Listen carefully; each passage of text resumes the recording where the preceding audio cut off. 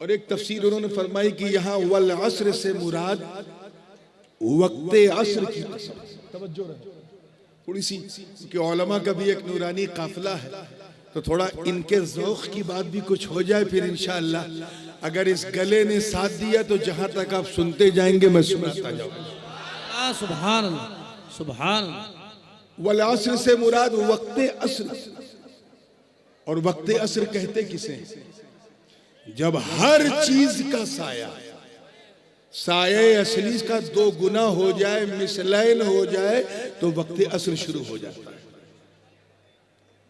यानी 12 बजे दोपहर में आपका साया आप ही के साइज का है, लेकिन शाम को 4:30 पौने 5 बजे नापना, सूरज की छांव में देखना, अगर आप 5.5 फीट हो तो आपका साया 11 फीट हो जाएगा।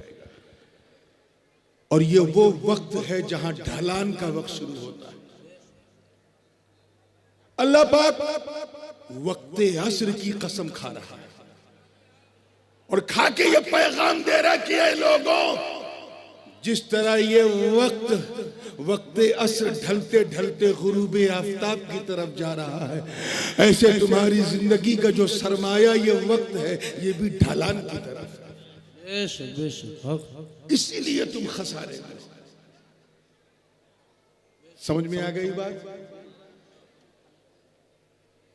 एक तीसरी तफसीर इमाम फखरुद्दीन राजी ने फरमाई, कहा कि यहां वक्ते अस्र से मुराद नमाज अस्र। तवज्जो रहे, कौन सी नमाज? इसको हल्के में ना लेना, बड़ी छोटी नमाज है लेकिन बड़ी पावरफुल है। हजरत इमाम अबू जाफर तहावी ने शरह मानिल आसार में पूरी बहस की है उलमाए शवाफे से इस बात पर कि सलातुल वुस्ता से मुराद कोई और नमाज नहीं, अस्र की नमाज। और अल्लाह पाक ने फरमाया हाफिजू अला सलावाति वस्सलातिल वुस्ता, अपनी नमाजों की हिफाजत करो, खासकर बीच वाली। ये बीच वाली कौन है बोलो? सुभान। अस्र की नमाज। इसकी कसम क्यों खाई अस्र की? तो किसी भी कारोबारी से पूछ लो कि अस्र के टाइम क्या हाल होता है। मार्केट अपने जोबन पे,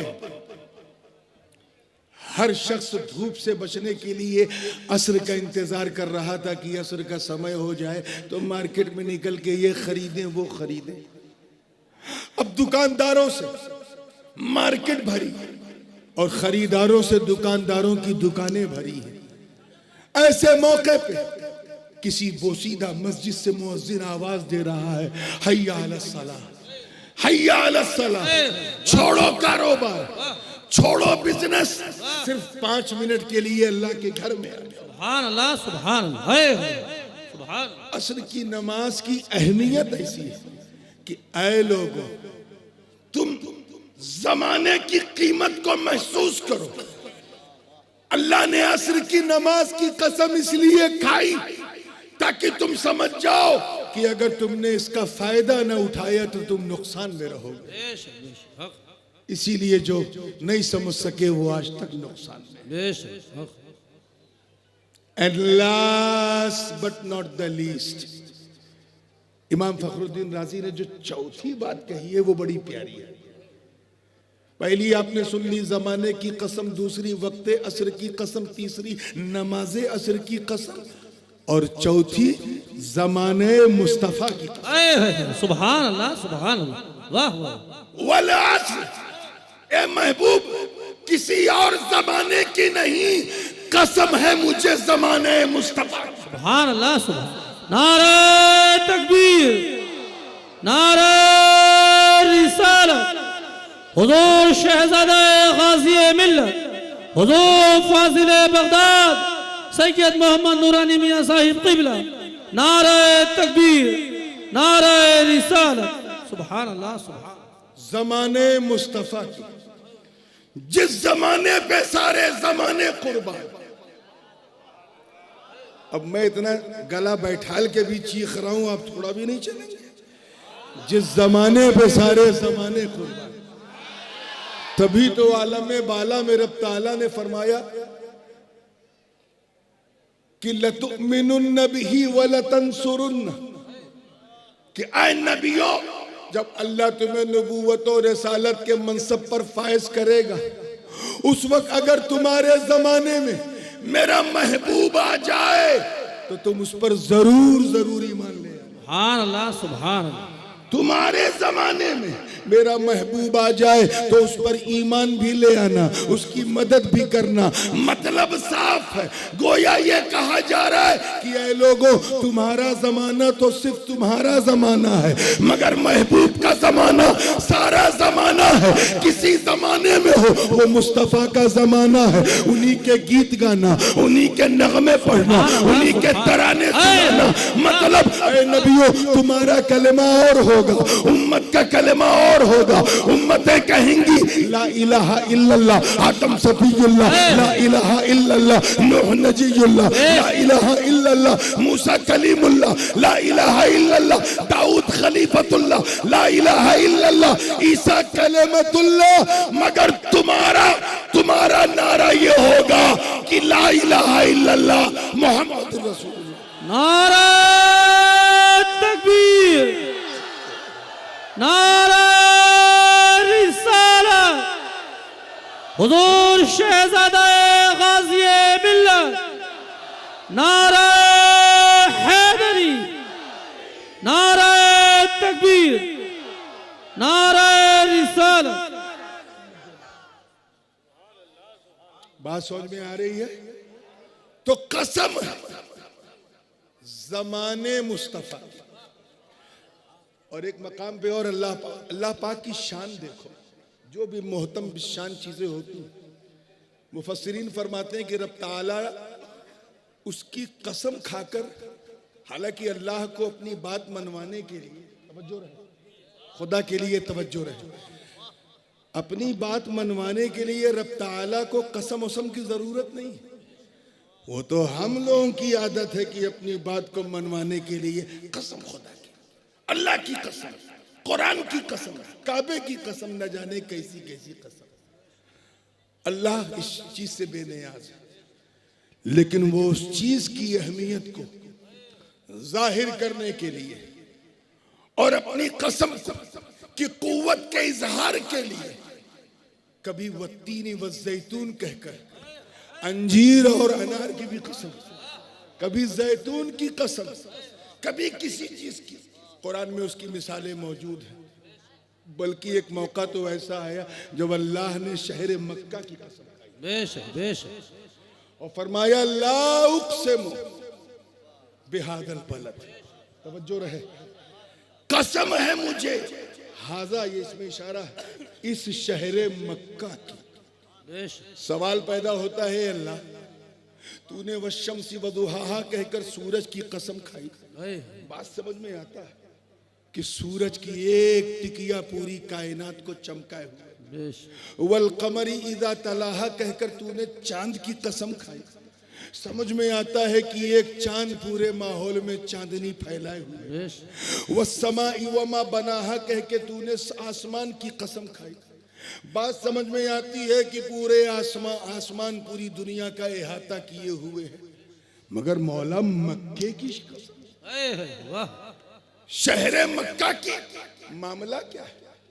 इसलिए कि यहाँ खाने काबा है, इसलिए कि यहाँ मुल्तजिम है, इसलिए कि यहाँ मीज़ाबे रहमत, इसलिए क्योंकि यहाँ रुकने यमानी है, रुकने शामी है, रुकने इराकी, इसलिए कि फीही आयातुम बय्यिनातुम मकाम इब्राहीम, इसलिए कि वो मन दखलहु काना आमिना, ये बलदुल अमीन है, इसलिए कि यहाँ अरफात है, यहाँ मिना है, मुज़दलिफा है, इसलिए क्योंकि यहाँ हज होता है, इसलिए क्योंकि यहाँ जमजम है, इसलिए क्योंकि यहाँ सफा मरवा। आवाज आई नहीं, इसलिए नहीं, कसम इसलिए कि वह अंता हिल्लुम बिहादल बलद, ए महबूब इस मक्का की कसम इसलिए क्योंकि यहाँ की गलियों ने आपके जलवे देखे। नारा तकबीर, नारा रिसालत, सुभान अल्लाह, सुभान अल्लाह। यहाँ की हवाओं ने आपकी जुल्फों की खुशबू हासिल की, यहाँ की सड़कों और गलियों ने आपके तलवों का बोसा लिया है, आप इस शहर में हो, इसलिए ये शहर बहुत अजीम है। अब मैं वो भी फलसफा क्लियर कर दूं। हजरत कादी शहाबुद्दीन नहीं, हजरत शहाबुद्दीन सोहरवर्दी रहमतुल्लाह अलैह साहिब आवारिफुल मारिफ, तवज्जो चाहूंगा, फरमाते हैं कि एक बुजुर्ग ने किसी से पूछा, नहीं एक बुजुर्ग से किसी ने पूछा कि कौन शहर जो है वो सबसे इज्जत और अजमत और फजीलत वाला है, मक्का की मदीना। वो बुजुर्ग भागते हुए हजरत शहाबुद्दीन सोहरवर्दी की खिदमत में हाजिर हुएगा। हुजूर सवाल किया, किस शहर को कहो? एक मेरे मुस्तफ़ा का दारुल मीलाद है, दूसरा मुस्तफ़ा का दारुल इरशाद है। एक वो शहर जहां नबी पैदा हुए, एक वो शहर जहां नबी आराम फरमाए। कौन फजीलत वाला है? तो कोटा वालों। तवज्जो चाहूंगा आगे से लेके पीछे। हजरत शहाबुद्दीन सोहरवर्दी जवाब देते हैं, सुनो, मामला मक्के मदीने का नहीं। जब नबी मक्के में हो तो मक्का अजमत वाला, जब नबी मदीने में हो तो मदीना। सुभान अल्लाह, सुभान अल्लाह, सुभान अल्लाह, सुभान, वाह वाह वाह वाह, सुभान। ये है निस्बत पाके मुस्तफ़ा का फैज़। किसी ने पूछा कि हुजूर, हजरत काजी शहाबुद्दीन से पूछा, हुजूर जन्नत ज्यादा अफजल है या वो जगह जहां हुजूर आराम फरमाए? तो हजरत काजी शेख ने कहा, वो जगह सबसे ज्यादा अफजल है जहां हुजूर आराम फरमाए, यानी मकीने गुंबदे खजरा, जवारे गुंबदे खजरा। सूफिया किराम फरमाते हैं, बल्कि हजरत महबूब इलाही ने भी इस वक्त पे इरशाद फरमाया कि गुंबदे खजरा के नीचे का जो हिस्सा है, तवज्जो, जो हिस्सा है वो अर्शे आजम से भी ज्यादा। आगे फरमाते हैं कि वो जो हुजूर की लहदे पाक के ऊपर जो तावीज है कब्र की, उस पे जो मिट्टियां हैं वो अर्शे आजम नहीं, अर्शे इलाही से भी ज्यादा। आगे फरमाया कि सरकार के जसदे नूरी से जो मिट्टी मस है, जिस पर हुजूर के जिस्म का कालब ढका हुआ है, जो हुजूर के जिस्म से छुई हुई है, वो तो अर्श से भी नाजुकतर है, बल्कि लौह कलम से भी अफजल, बल्कि कुर्सी से भी अफजल, कायनात से अफजल। कितनी अफजल तरीन जगह जहां मुस्तफा है। वो मुरीद था, उसने कहा, हुजूर फिर हम लोग तो जन्नत की आरजू करते हैं, और कुरान में जगह जगह जन्नत कैसी होगी, जन्नत कैसी होगी, नहरें बहती होंगी, शहद की नहरें होंगी, ये होगा वो होगा, कौसर सलसबील माए महीन, और न जाने कैसी कैसी नेमतें होंगी। हम तो उसके मुतलाशी हैं, उसकी आरजू रखते हैं, तो क्या जन्नत की आरजू न रखें?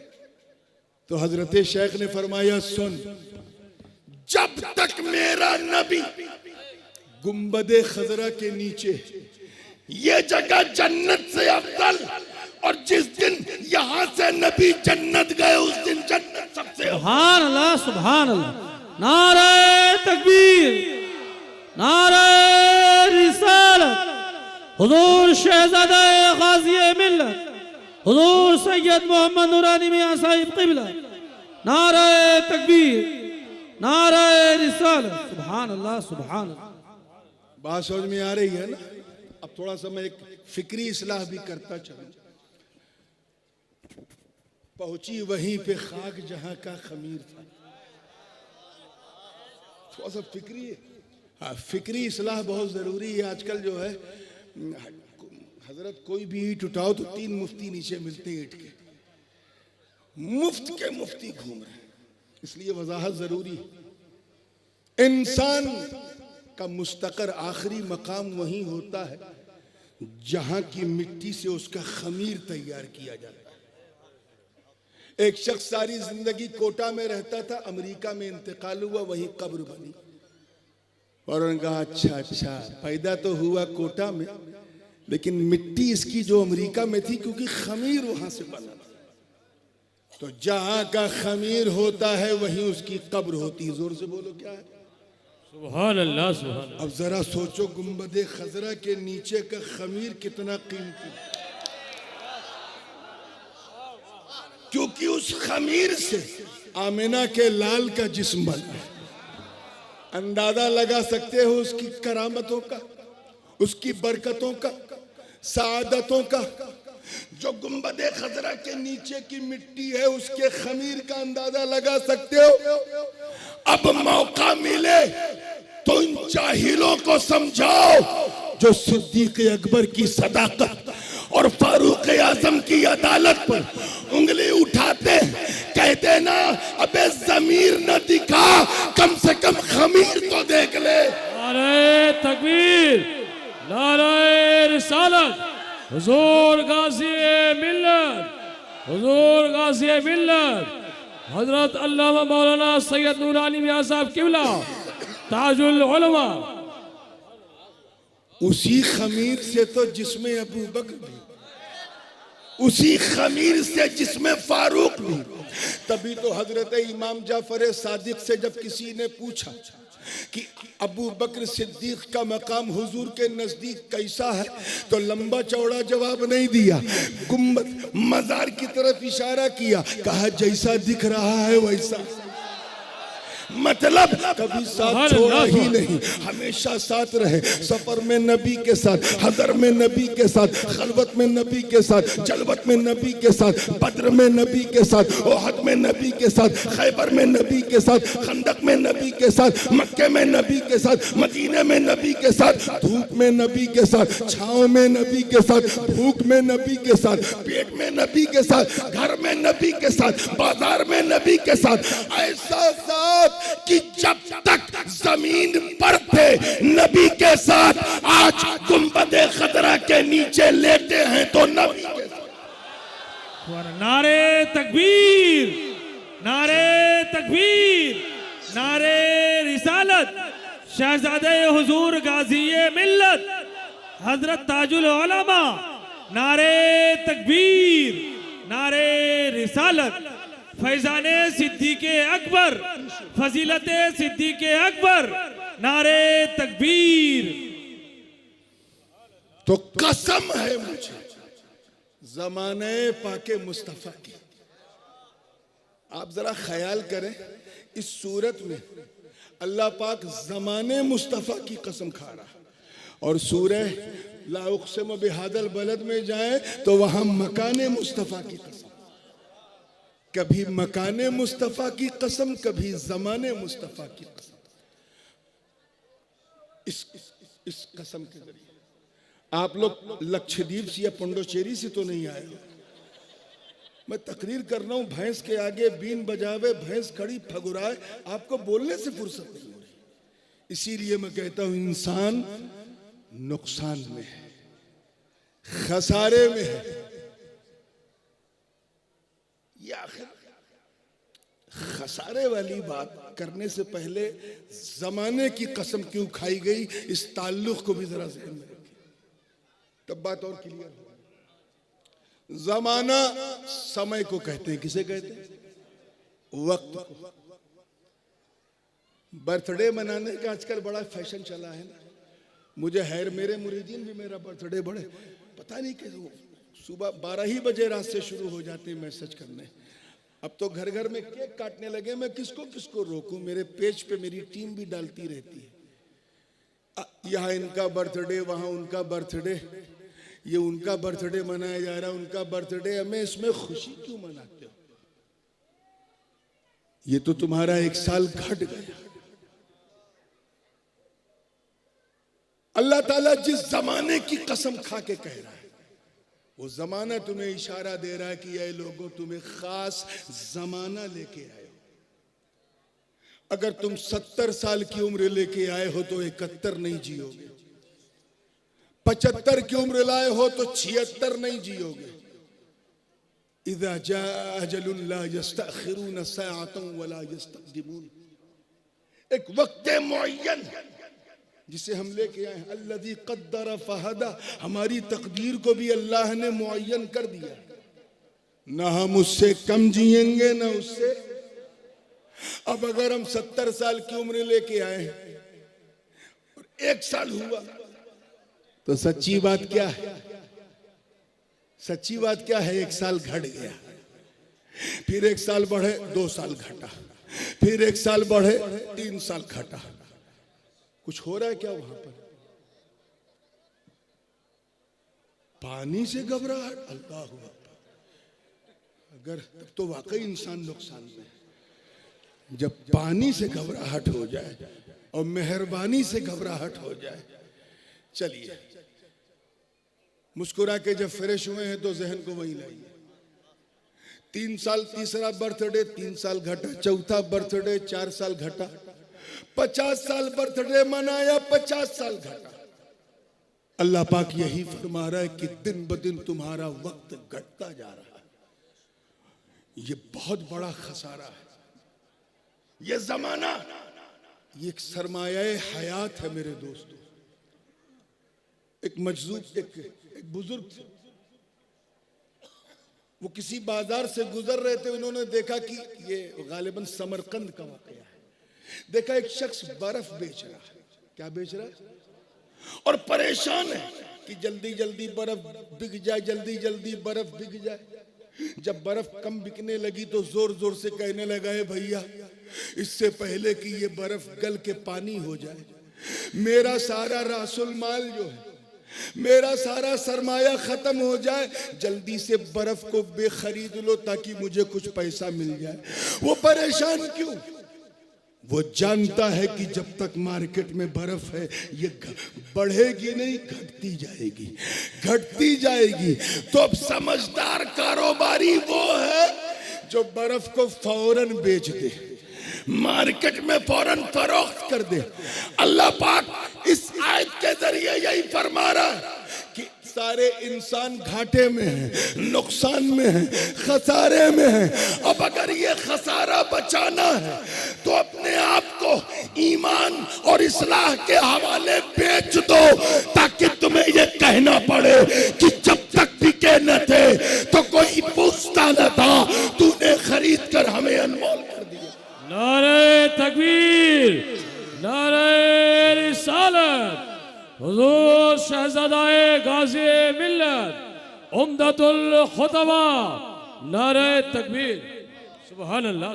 तुम भी जितनी जिंदगी लेके आए हो, डे बाय डे वो जिंदगी घट रही है। तुम्हें अंदाजा भी नहीं कि तुम मोबाइल में कितना जिंदगी बर्बाद कर रहे हो। एक दूसरे के साथ कैरम खेलते हुए, लूडो खेलते हुए, क्रिकेट खेलते हुए अपनी जिंदगी को कैसा तबाह कर रहे हो। एक तो घाटा हो ही रहा है, ऊपर से फायदा कुछ मिल नहीं रहा। अपनी इस घटती हुई जिंदगी को अपनी लाइफ में एनालाइज करो। दिन ब दिन ये दिन कम हो रहे हैं और कम होते होते हम मौत के करीब पहुंचे। इसीलिए अल्लाह ताला ने अपने महबूब के जमाने की कसम खाई, क्योंकि सबसे खूबसूरत जमाना मेरे मुस्तफा। हुजूर फरमाते खैरुल कुरूनी करनी सुम्मल्लदीन यलूनहुम सुम्मल्लदीन, सबसे बेहतरीन जमाना मेरा है, फिर वो जो उसके बाद, फिर वो जो उसके बाद। एक शख्स जो है बगदाद के बाजार में रोटी बेच रहा था। देखिए याद आ गया, तो बासी रोटी 1 रुपए में बेच रहा था और ताजा रोटी 8 आने में बेच रहा था। गर्मा गर्म रोटी 98 में बेच रहा था और बासी रोटी 1 रुपए में। तो एक आदमी का गुजर हुआ, उसने कहा बाबा पागल हो गए क्या, सठिया गया क्या हुआ? कहीं बासी रोटी तो तुझे 54 में बेचनी चाहिए, तू 1 रुपए में बेच रहा है, और ताजा रोटी तुझे 1 रुपए में बेचनी चाहिए, तू 98 में बेच रहा है, मामला क्या है? तो उसने जवाब दिया, देख मामला रोटियों का नहीं है, मामला जमाने का। तवज्जो, मामला ये जो बासी रोटी है ये ताजा रोटी से 1 दिन पहले दुनिया में आई, यानी हुजूर का जमाना इसे 1 दिन पहले मिला। तो जिसे हुजूर का जितना जमाना पहले, इसीलिए छोटे भाई के लिए जरूरी है कि अपने बड़े भाई की इज्जत करे। इसलिए नहीं कि वो पहले पैदा हुआ, इसलिए कि उसको नबी का जमाना छोटे भाई से पहले मिला। तो जो नबी के जमाने से जितना करीब वही उतना हबीब। और चले हो 4 किताब पढ़ के सहाबा की उंगलियों पर की शख्सियत पे हाथ उठाने, तुम भूल गए कितनी मुकद्दस जमात है जमात सहाबा। कुर्बते पाके मुस्तफा का फैज दे कि उन्होंने इस बात की परवाह नहीं की कि क्या होने वाला है। वो तो बस समय नबूवत का परवाना वार तवाफ कर रहे थे। आज हमें उनकी कॉपी करने की जरूरत है। अब अगर हमें नुकसान से बचना है तो अल्लाह ने हमें 4 तरीके बताए। कितने? जोर से बोलो। पहला, ईमान। ईमान अगर गड़बड़ है तो नेक अमल लेके घूमा करो, कुछ नहीं होगा। और ईमान इस बात पर कि अल्लाह के सिवा कोई इबादत के लायक नहीं, हुजूर अलैहिस्सलाम अल्लाह के बरहक रसूल हैं, अल्लाह की सारी किताबें बरहक, सारे फरिश्ते बरहक, जन्नतो दोज़ख की हक्कानियत बरहक, कद्र बरहक है, बास बादल मौत बरहक है, सब बरहक, क़यामत बरहक। और मुस्तफ़ा जाने रहमत के एक एक फरमान पर ईमान लाओ, उनके तरीके पर ईमान लाओ, उनकी सुन्नतों को अपनाओ। बिल्कुल शॉर्टकट में अगर कहूं तो ऐसे मुसलमान बन जाओ कि तुम्हारा इस्लाम देख के लोगों को लगे जब बंदा ऐसा है तो मौला कैसा होगा। आज हमारा हाल ये है, हम नुकसान में क्यों है मालूम है? क्योंकि हम में से अक्सर, माफ कीजिएगा, अक्सर इसलिए मुसलमान हैं क्योंकि हमारे अब्बा मुसलमान, दादा मुसलमान थे इसलिए मुसलमान है। हम जब पैदा हुए तो कान में अजान दी गई इसलिए मुसलमान। हम इसलिए मुसलमान हैं क्योंकि हम टोपी पहनते हैं, और अब तो खैर पहनते कम है, पहनाते ज्यादा है। आज उतनों को पहना दिया, कल उतनों को पहना दिया, टोपी पहनाते फिर रहे। हम इसलिए मुसलमान हैं, इसलिए क्योंकि माँ बाप के दबाव में हफ्ते में एक दिन मस्जिद चले जाते हैं और ये सोच के जाते हैं कि ऐसे टाइम जाएं जब मिंबर पे इमाम साहब खड़े हो जाएं, और 2 रकत पढ़ के ऐसा भागते हैं जैसे लगता है ट्रेन छूट रही है जंक्शन से।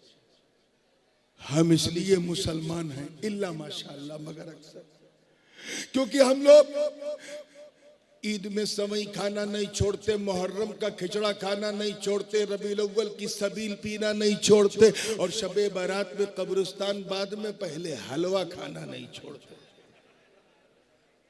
ये हंसने की बात नहीं है मेरे दोस्तों, एक्चुअली हम लोग ऐसे हैं।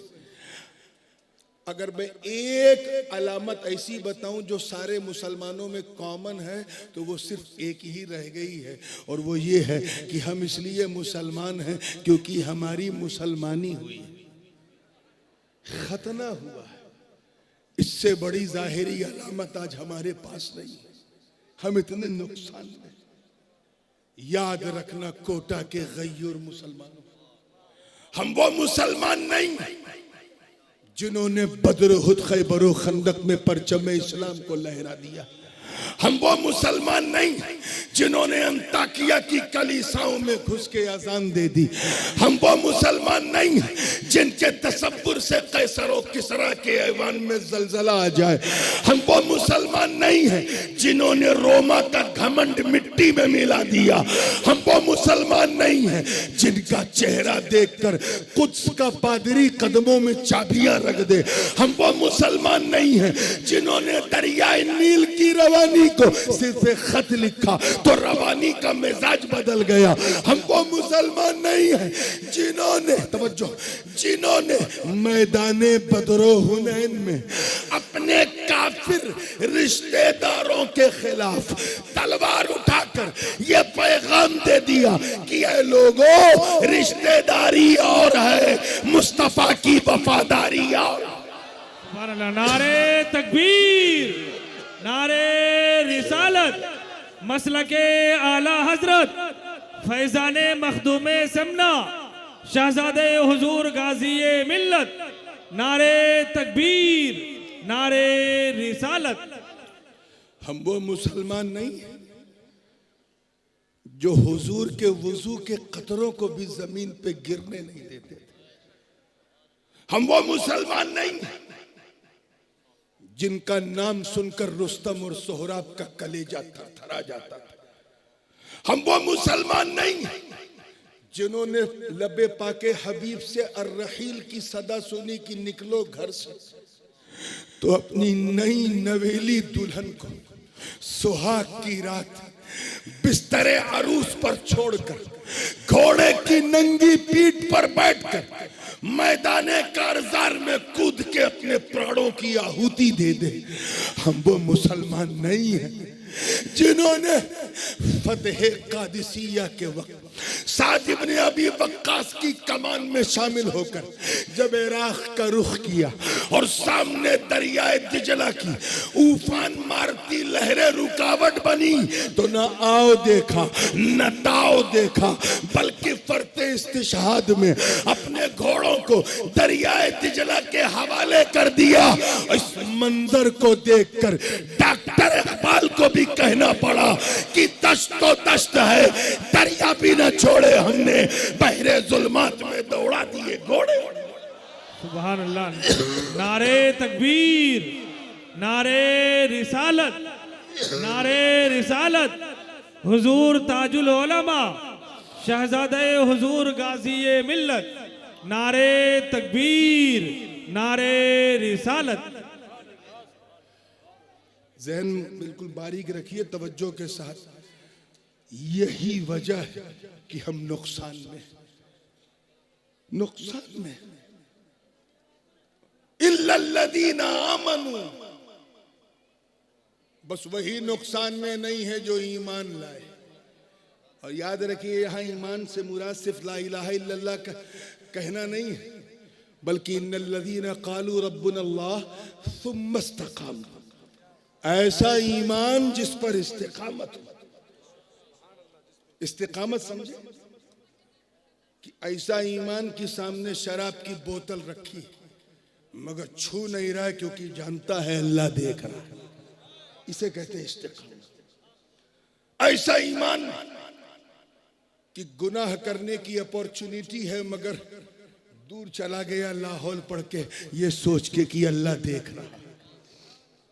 आज हमारा ये ईमान भी कमजोर है कि अल्लाह देख रहा है, वरना मजाल है कि कोई झूठ भी बोलेगा लेकिन तुम बोलते हो क्योंकि तुम सिर्फ जानते हो कि अल्लाह देख रहा है, मानते नहीं।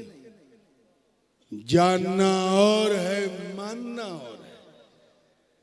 यहां ये नहीं कहा जा रहा है कि जानो कि अल्लाह देख रहा है, बल्कि कहा जा रहा है मानो कि अल्लाह देख रहा है। आज हमारे नुकसान की ज्यादती जो है उसकी सबसे बड़ी वजह यह है कि unfortunately we have forgotten that अल्लाह सुब्हानहू व तआला इज वाचिंग अस।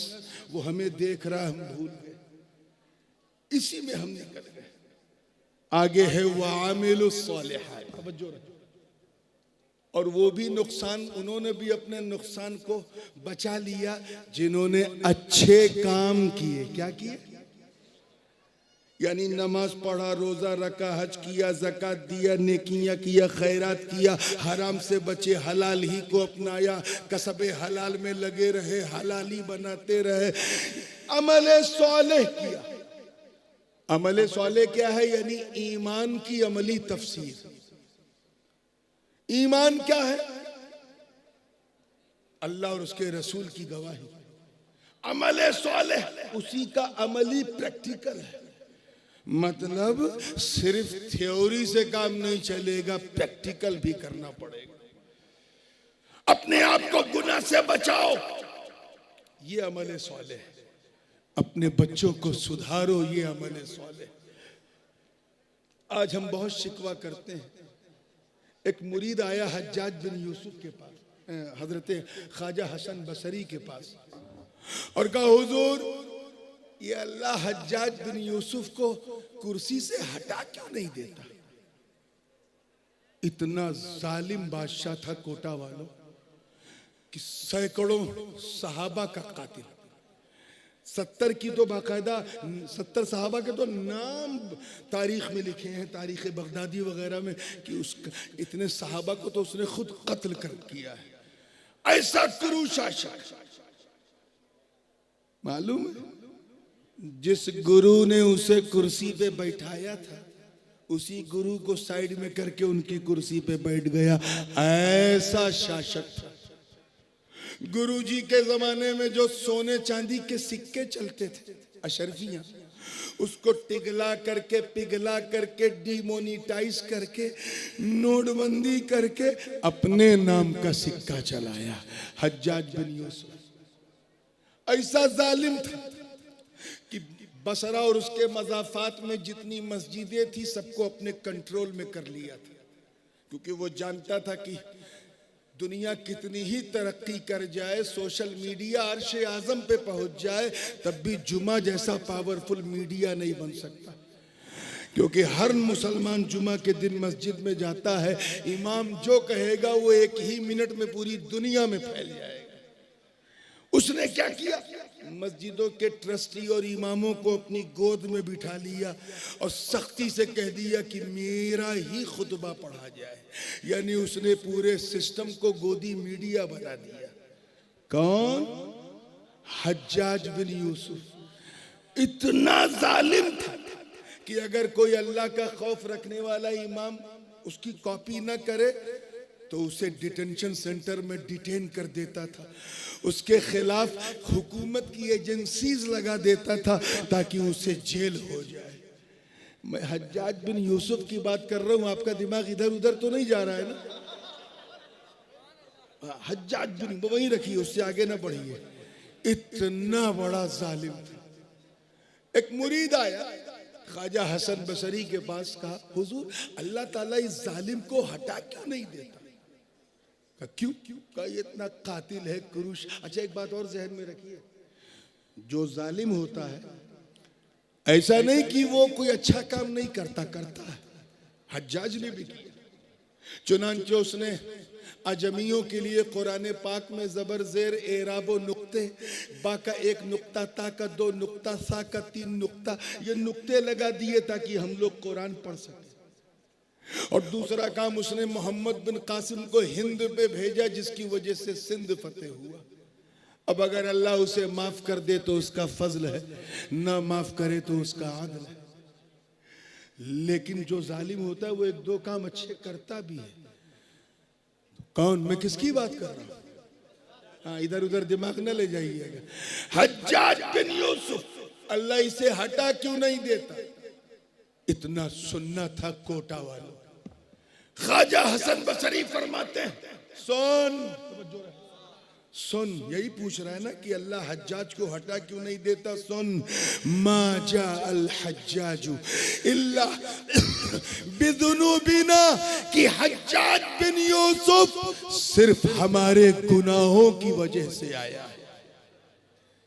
गौर से सुनिएगा, अल्लाह ने इसे जो बिठाया है कुर्सी पे, because we have done sins and evils, हमने इतने गुनाह किए कि हमें सबक सिखाने के लिए अल्लाह ने हज्जाज बिन यूसुफ को कुर्सी पे बिठाया है।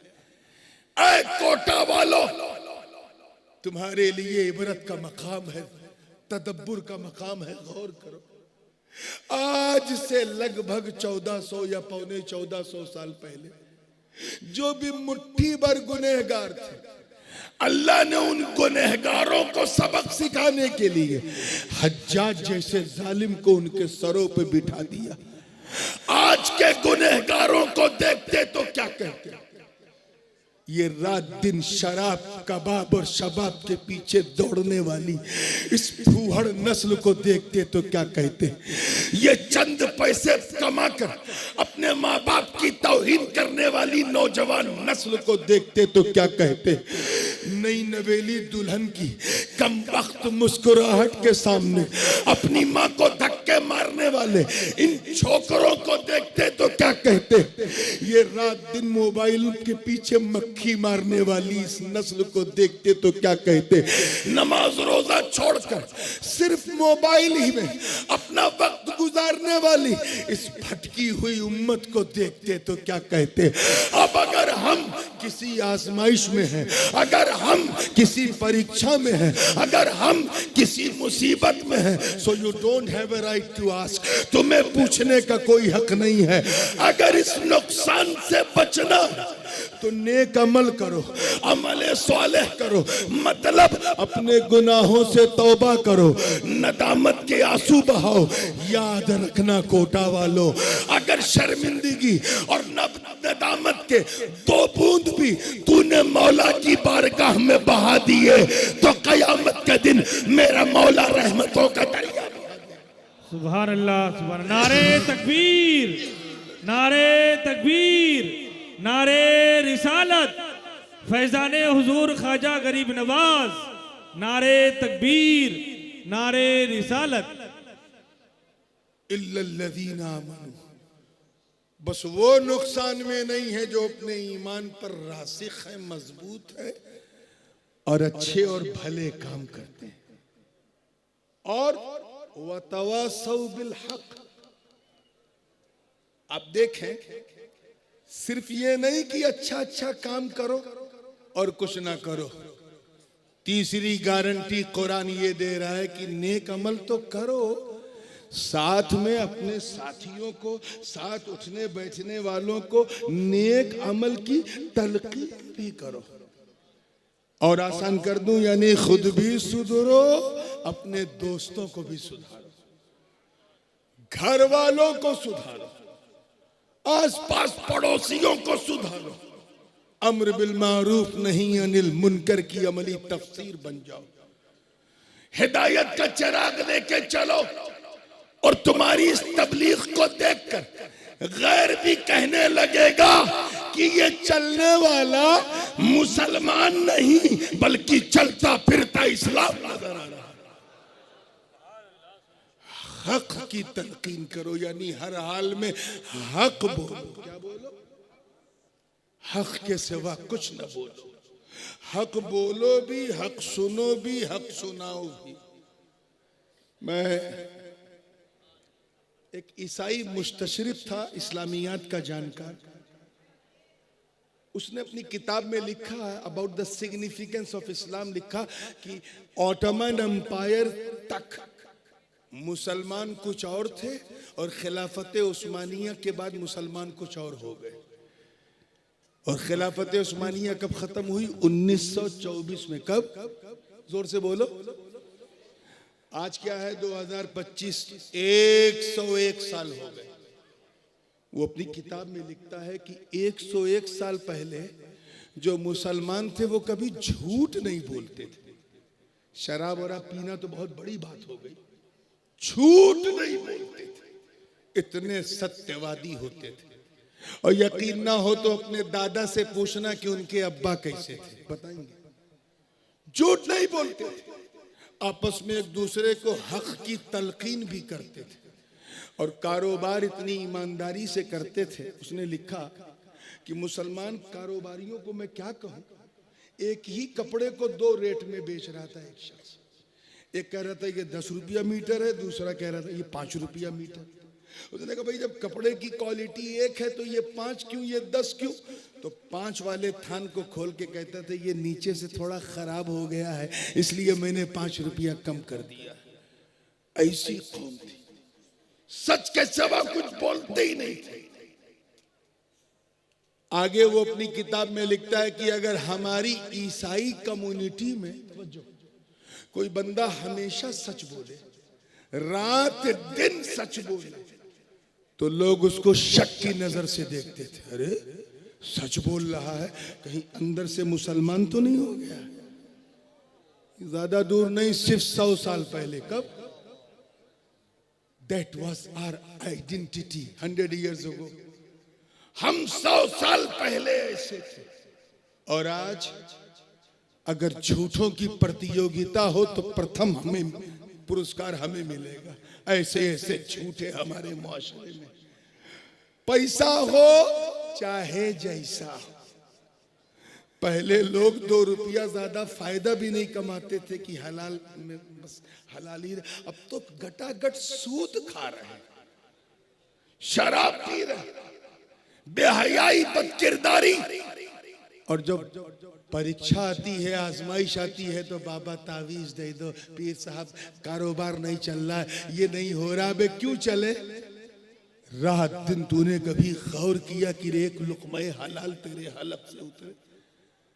जरा सोचो, पहले हम क्या थे और आज क्या है।